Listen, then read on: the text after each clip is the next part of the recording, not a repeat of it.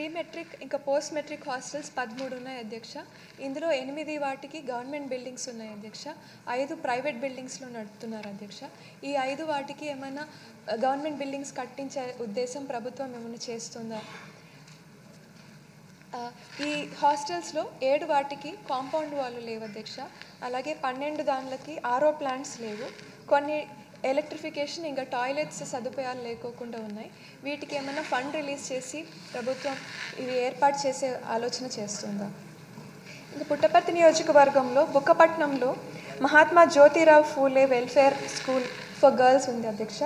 దీనికి నాడు నేడు కింద 1,70,00,000 శాంక్షన్ చేయడం జరిగింది అధ్యక్ష. కానీ ఓన్లీ 70 lakhs మాత్రమే రిలీజ్ చేశారు. ఆ భవనం కూడా అంతా అసంపూర్ణంగా నిలిచిపోయింది అధ్యక్ష. కనీస మౌలిక సదుపాయాలు లేకపోవడంతో మొన్ననే దీన్ని పుట్టపర్తిలో ఉన్న ఒక ప్రైవేట్ ఇన్స్టిట్యూట్లోకి మార్చడం జరిగింది.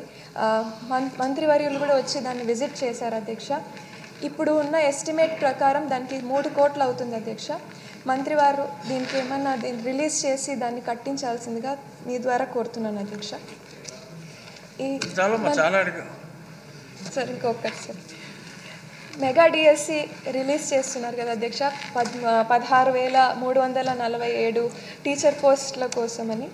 దీనికి బీసీ పిల్లలకి దీనికి ఏదన్నా స్టడీ సర్కిల్స్ ఏర్పాటు చేస్తున్నారా? ఎంతమందికి ఈ ట్రైనింగ్ కోచింగ్ సెంటర్స్ ఇవ్వాలని ఆలోచన చేస్తున్నారు అధ్యక్ష? Thank you. మంత్రి గారు క్లుప్తంగా.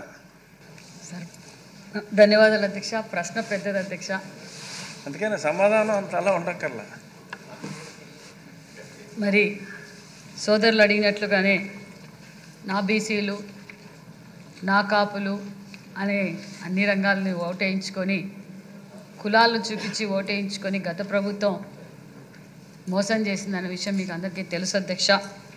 మరి ఇదే విధంగా ఈరోజు సోదరులు ఫస్ట్ బీసీలకు ఏం బడ్జెట్ కేటాయించారు అన్న విషయాన్ని కూడా అడిగారు. మరి బీసీలు అంటేనే తెలుగుదేశం అంటేనే బీసీలు అన్న నందమూరి తారక రామారావు గారు పార్టీ పెట్టిన